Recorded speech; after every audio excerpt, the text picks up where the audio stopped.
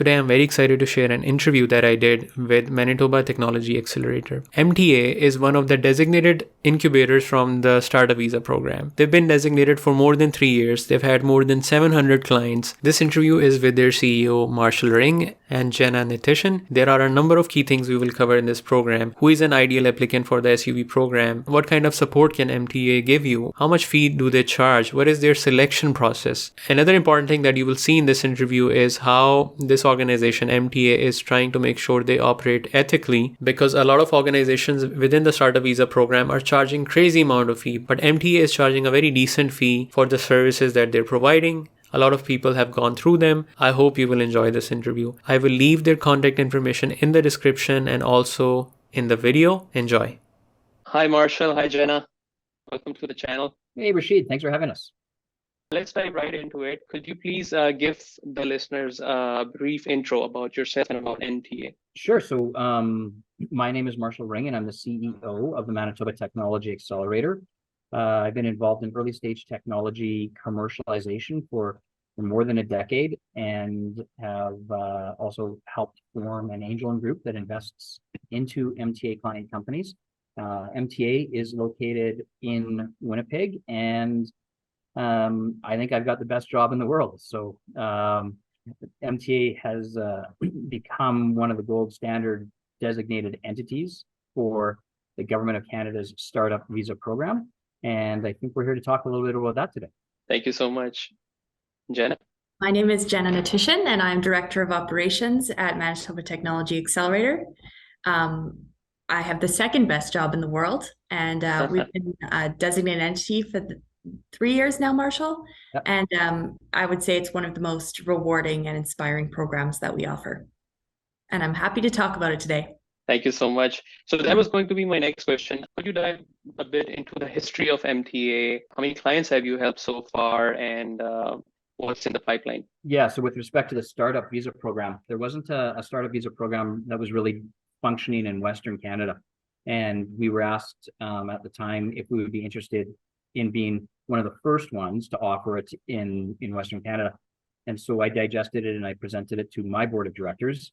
So MTA is a private sector, but not for profit organization. So I report to a board of directors. And I said, I think that this might be something good for MTA, for Manitoba, and for the startup visa applicants. And said, let's, I'd like board permission to apply to become a designated entity. And then I'd like to try it because we had 1 or 2 clients that were asking about it. So we did that, and MTA, we typically have a crawl, walk, run approach to launching new things. And then I still remember maybe, 18, 24 months back thinking to myself, wouldn't it be great if we could work with 30 startup visa applicants? And how would that transform Winnipeg if we were able to bring them here and help our city become more dynamic and have such growth?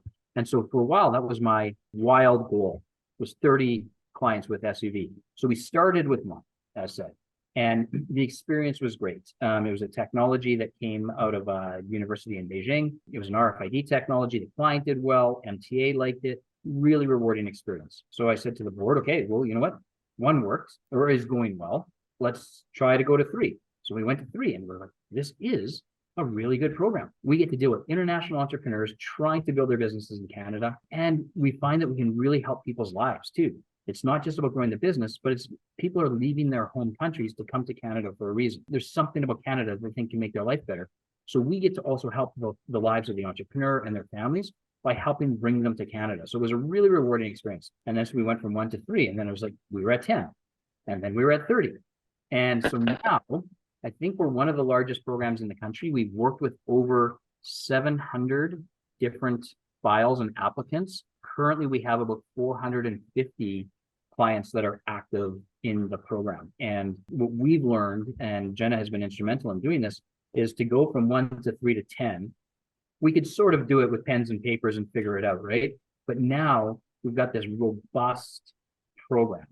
We've got documentation, we've got business process, and we really grew up our program alongside the market demand that we experienced. Thank you. That's very, very impressive. I think you definitely are one of the largest incubators with the SUV program. Just before we go further into the SUV, prior to becoming designated by IRCC, what were you mainly focusing on? What was MTA focusing on? Our origin story, if you will, and Jenna might chuckle when I say never let the facts get in the way of a good story. So I'll tell you a little bit of a version of events that is very close to truth, but not 100% true. Back in 2004, the National Research Council had developed some biomedical technology that was able to move intraoperative magnetic resonance imaging systems. So they would take an MRI and they would make it used intraoperatively. So you could take an image of someone's brain during the surgery. You would then move the magnet, and then the surgeon would do their work, and then you would come back and see, was the surgery successful before you move the patient around. It was a technology complex problem, moving a 3T magnet along rails, and the company was getting close to failure. There were VCs in, and they were offering 10 cents on the dollar. And then a local Winnipeg entrepreneur invested into the company and said, I'll take it on, I'll run it, and I'll invest into it. And then the company started what I call its J-curve ascension, or hockey stick, right? So the company started doing really well. And some folks said, let's look at what changed. Technology didn't change. It was still the same technology. The market didn't change. They were still chasing the same hospitals and intraoperative surgical centers. But what changed was management. So there was a role for private sector management in helping commercialize technology that the scientists at the NRC developed. And so one of the stories I tell similar is, if you need to build a house, you need a carpenter, a plumber, and an electrician. But why would you try to take in an electrician and make that electrician a plumber or a carpenter? Why wouldn't you get those three skill sets, build a team, because it takes different skill sets to commercialize technology. So MTA was started in part because of that experience with that technology. Said maybe we should put in a not-for-profit private sector organization around to help commercialize technologies, because management is apparently important. We were called Biomedical Commercialization Canada at the time, funded through the National Research Council of IRAP under a cluster funding scenario. And then that funding window ended. We renamed ourselves to the Manitoba Technology Accelerator. It represents the fact that we're now into more than just biomedical. We really started to accelerate and have a tremendous impact on Winnipeg's economy and commercializing technology. So, that's our origin story. And maybe our most famous story to date is Skip the Dishes came to us with 2 employees. And then we were part of their incredible journey, providing hands-on support all the way up until they exited the company. And that was great to see those 5 founders building more technology companies again, and really reinvesting their skill sets and their lessons and their passion to continue to grow Canada's innovation economy. Oh, that's very interesting. So coming to Skip the Dishes, were they Canadians who were part of the program? One of the CEO, Josh Samer, he was an investment banker working in the UK. And he said they didn't have time for lunch. So he'd run down where they'd send food up. But because it was the density that they had in the UK in the building, they could just send food up. So he just placed a call. And he goes, here, all I can order is pizza. So he goes, why don't we build something that can deliver food so people can work harder? So when he moved back to Canada, he said, I'm going to come back to Canada. I'm going to start this business. And he came to MTA and said, I think you guys are people that can help us. And so it was a great relationship for all parties. Skip the Dishes is my go-to app, actually. So even in Ontario and Milton, we use it a lot. Other interesting thing that I picked up from what you said is MTA has been active for more than 2 decades now, more or less. Yeah, that's correct. Yeah. And then last year, the companies that we helped build did over $800 million of revenue in 1 year. So yeah. And of course, Skip's a big part of that, but we've also had a number of other successes. We're really proud of our past and really excited about our future. And we think SUV plays a tremendous role in our future. That's very impressive. There are generally 2 kinds of people. One who have some sort of entrepreneurial experience, and others who are senior managers who've worked in the Middle East and in other parts of the world for a long time. They have a good amount of savings, so they have the investment. They have the knowledge because they're senior managers in most of the circumstances, but they don't have an idea really. So they don't really know what to do. So for those folks, how can MTA help them? And it's a 2-part question. The other one is someone who already has a small business. How can MTA help them as opposed to someone who has no clue what to do? They have the skills, they have the investments, they have the will, but they don't know the way forward. Right. So I'll answer the first scenario first. And that's where you said you might have a seasoned business executive who maybe has a little bit of savings put away, is interested in coming to Canada under the SUV program. But as we know, the criteria for the SUV program is you have to have an innovative company, you have to be able to scale that company, and you have to be able to create jobs for Canadians. So I'm going to refer back to something else I said earlier today, which was if you're trying to build a house, you need a plumber, an electrician, and a carpenter. Well, if you're trying to build a technology startup, you probably need more than one team member on your team. So what we find works well is if that seasoned executive who maybe has some cash and wants to put it into growing the company partners with the innovator. So now you have technology and business represented on that management team, and they can form a team and use each other's strengths to make that company's prospects more successful. MTA will never get in the field of matchmaking, idea person with business person. But there's resources all around the SUV program that help do that matchmaking, help build stronger teams, help build stronger applications, and make sure that everybody is still compliant with the requirements of the program. But since we review the applications, it would be a conflict of interest for us to try to assemble a team to submit an application. But we're pretty familiar. There's lots of organizations out there that do that sort of team building to help strengthen applications. Your second question was someone's got a small business, they want to come into Canada. Perfect. Our best applications are, hey, I've got an innovative business. We're already at revenue, so it proves that technology is at a certain level, and it proves that customers want what the product offering is. And we want to come to Canada for a specific reason, because a part of the criteria, again, is there has to be a reason you want to come to Canada, or why coming to Canada can benefit you and benefit Canada. So in those, if someone's got a small innovative business, those are really strong applications as well. Thank you for explaining that in such detail. So a follow-up question to that is, let's say I don't have an idea even right now. Right. Let's not talk about MVP. I don't even have an idea. Can MTA help with that? Or like you said, for that, there are other organizations where one can rely on to get to that stage where we have an idea and an MVP? Yeah, so going back to that scenario where if there's that senior executive that wants to invest into companies that doesn't have an idea, again, MTA won't do any of that business pairing. Right. But there are resources that can do it. If someone doesn't have an idea and they're just coming to us and saying, hey, can you give me an idea?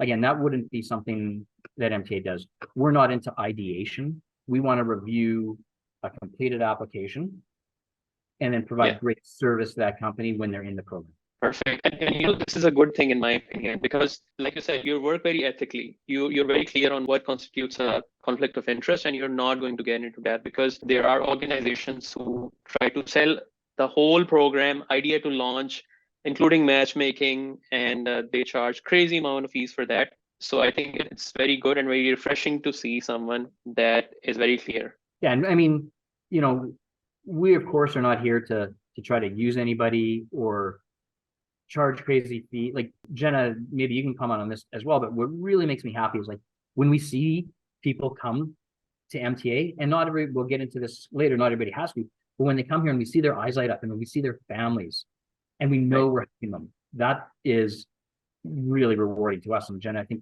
you got probably some observations as well. Yeah, I mean, the end goal is always to get our clients to PR. So for us, it's the stronger the application, the better. So if it's them going to a third party to have that, matching of an idea and business professional to technology expert, that's great. Yeah. And we just love seeing our clients get PR and work permit and be able to, come visit us and say hi here. Thank you, Jenna. It doesn't have to be something that is supported by data as such, but how does the government generally respond to matchmaking? Because there's one scenario where there are 4 or 5 groups of people who have known each other for a long time. They're a very coherent team, and they come up with a startup versus 5 strangers meeting together for the SUV program. Do they respond well to that in general, or do they have concerns? What would you say about that? Argue anecdotally, to your point, if you have 5 strangers who have never met each other, and suddenly they say they're going to build a startup business, one could argue they're not really serious about building a startup business. I've built several, and the stresses of building a startup is incredible. And you wouldn't want to just do that with strangers. So I think that, if the people have never met each other, the government might say, hey, you guys aren't really serious about this. But if you do have 5 strangers that come together, and, I'll go back to my analogy. One's a carpenter, one's an electrician, one's a plumber. So if someone says, I've got these skills that could be valuable to a team, but I'm all alone, and they work with immigration consultants and they say, can you get me on a team? I want to do this. They connect, they build a plan, they talk about things, they share some dreams, they know each other, and they're like, okay, I think this can work. That's a different scenario. So I'm not saying strangers, if you will, can't come together and be successful in submitting an application. But I would say if people don't come together and they remain strangers, you're probably going to have a bumpy ride. And that would be something we would be concerned about as well. I think that's a very... Sorry, Jen. Just to add to that. Our program is 18 months, which is a little bit longer than most of the other designated entities. But we do that to make sure that the teams really get to know each other during their time in the program. And we extend what we call monthly status reports. So our advisors will meet with each team monthly, and then they'll report on the progress that they make throughout the program. And IRCC actually really looks at those reports and sees, how the team is working together and what kind of progress they're making throughout those 18 months as well. That's a very good piece of information, because even as an RCSC, I would agree that if you have people, even if they're strangers, who complement each other's skill set, it's a different story, because it's all about intentions. If there are 5 people who just want to be investors and get SUV just because of their investment, might not be the best idea. There might be other programs for that. But if everyone is bringing together something on the table and they have the intention to really start up a business in Canada, that's where an SUV program would be more ideal. You mentioned about the 18 months. So how exactly does MTA support the applicants during this 18-month period? What can they expect from MTA? This is one of our strengths, we think. And people can argue between cohorts or one-to-one. We think that every client we deal with is unique, especially when you consider they were coming from anywhere in the world. They can have any sector of technology. They can be at any phase of technology development. So what we think works best for our clients is to pair them with a business advisor who can give them one-to-one business advice.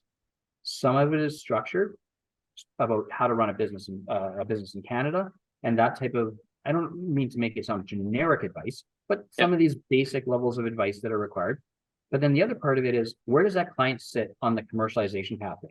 Idea, feasibility, development, launch, and what's stopping them from going to the next stage? And what skill sets do they need to move it forward? Whether their creative thoughts can be applied.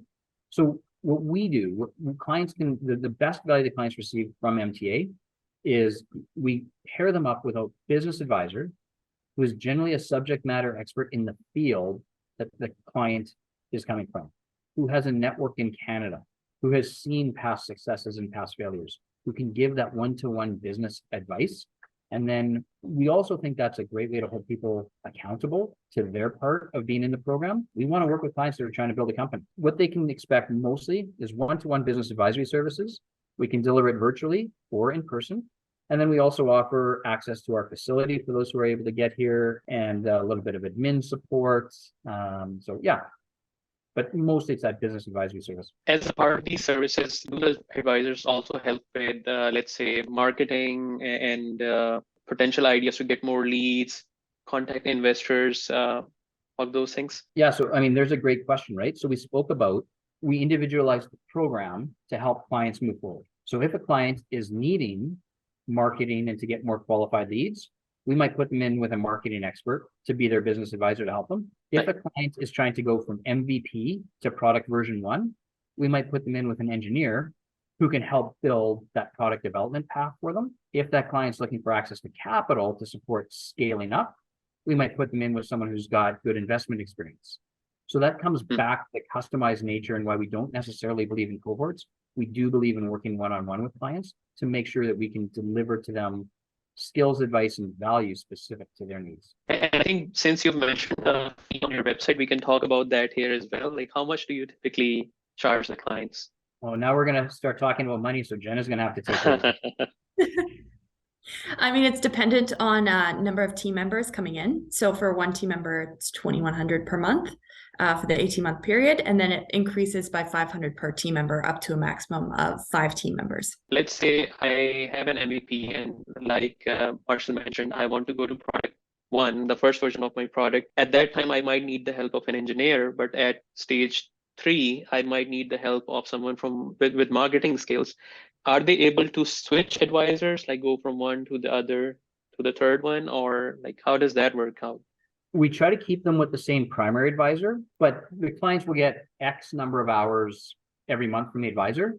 So what we'll do sometimes is that advisor might say, hey, different advisor, can you pick up 5 hours this month and help review the marketing plan? Because you're more of a subject matter expert. So our advisors are all, we make sure they get together quarterly. There's events for them.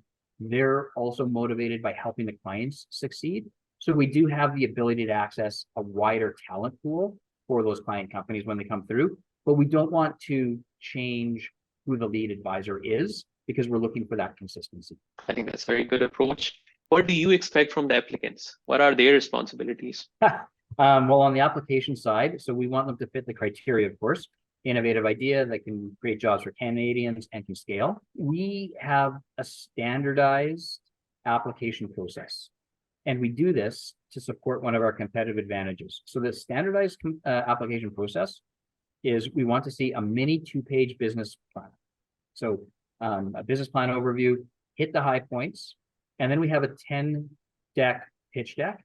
Applicants can put in another 10 slides as they see fit. And really from that, we want to know that people can actually present their ideas succinctly. And we can see that it is innovative, yes. Does it actually have a chance? What's management looking like? So we can do our screen. And then we have the third document we require is an application document. And we want to know how much money are you planning to put in to grow this business?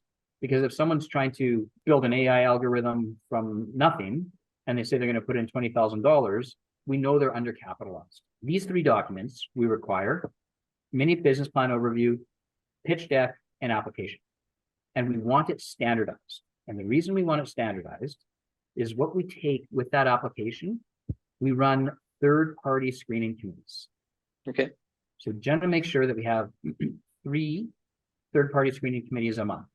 And so we have volunteers from our community that sit on a screening committee. So each screening committee has different volunteers.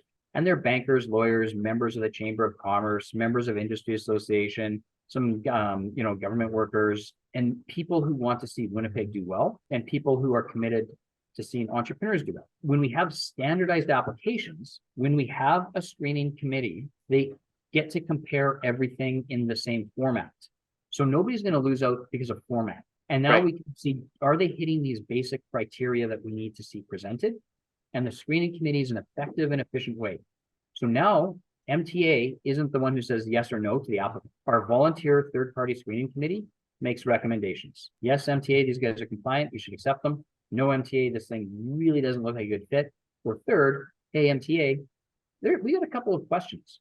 Can the applicant answer some of these questions and come back? So that's what we expect from the applicants, is to be able to fill out a good application so we can use what we think is one of our competitive advantages, third-party screening committees, to make sure. So if you bring us a client, if we use a third-party screening committee and we accept them, we know you're protected, we know your client's protected, and we know that we're protected because we're not going to make a foolish decision that IRCC is going to say, hey, why did you guys take that in? You guys are just trying to take their money. You're not doing your job. Third-party screening committee is functionally, it's an earlier peer review. So we're already doing our own peer reviews before we let anybody into the program. And then our other competitive advantage on this is we can get that answer back to you. We can get your clients in front of a third-party screening committee within 21 business days of receiving the application. Oh, that's very good, especially for removing some of the biases, removing conflict of interest, because now you have, like you said, sort of a peer review prior to the actual peer review that IRCC might do. Yeah. So competitive advantages are speed. So 21 days after application, our due diligence process, which includes a third-party screening committee. And then we touched on this other thing, which is this one-to-one business advisory services. And then Jenna commented about the MSRs. So what we do is every month, we give the clients a report. Here's the progress we've made on your commercialization pathway. So at the end of graduation, we can show to IRCC, hey, they went from A all the way through to, Q. Look at how committed and invested this client group was in moving their technology forward. If someone, let's say, wants to start an e-commerce business, they want to sell children's clothing online or any other XYZ product, would that generally be considered innovative? I don't think so. That's just, that's looking at a market niche and you applying known technologies. If, however, they've got some, optical recognition AIs that are able to say, based on, if there's a camera, like we're looking at each other, based on our shapes, here's the types of children's clothes that might fit you best, then you start representing some innovation and some distinct competitive advantage. But if someone's just going to say, you know what, I don't think anybody's selling pens in Bali, and I'm going to create an internet site to ask people if they want to buy pens. Right. I think that that's not quite living up to the criteria that we're interested in. Got it. Well, that's very helpful. That also gives, I think, everyone an idea of what kind of startups are you looking to work with. They have to be innovative on some level. Yeah. And then, the flip side of that is we know a lot of our startups are going to fail because we're trying weird and fun stuff that has technical risk because there's innovation. And we always encourage our clients, it's okay. Nobody wants to see failure, but you're actually trying to build an innovative business and there's going to be risks that are associated with it. So versus if I want to sell pens on a website, guess what? I could probably sell 100 pens and so there's that trade-off that comes with risk failure, and we're perfectly comfortable with that and I believe that's the intention of the program as well. Absolutely. Would either of you like to add any other tips or advice or any words of wisdom for the applicants? We're open for conversation. So reach out to Jenna or I. We know it can be daunting. We do have a lot of documentation that we can send to people. There's examples of how to fill out the PowerPoints and examples of completed ones. So we're trying to make this process as easy as possible, or to help it along as quickly as possible. Yeah, if anyone's curious about learning more, just feel free to reach out. Any questions are welcome. We'll leave links in the description, and I don't have any more questions. We'll keep in touch. We'll leave the links and we'll take it from there. Thank you so much, Marshall and Jenna, for your time. Appreciate it. Now, Rashid, before we jump off, if I have a request for you. So we do networking sessions for our SUV clients that are here in Manitoba. Right. Not everybody needs to come to Manitoba. We, of course, would love it if they do, but they can live anywhere in Canada except for Quebec through the MTA program. But we're going to invite you to some of our networking sessions, and you can see the fun we have here in Winnipeg, working with our clients. So hopefully you'll be able to accept one of those invitations. Perfect. Yeah. Thank you so much. It'll be a pleasure.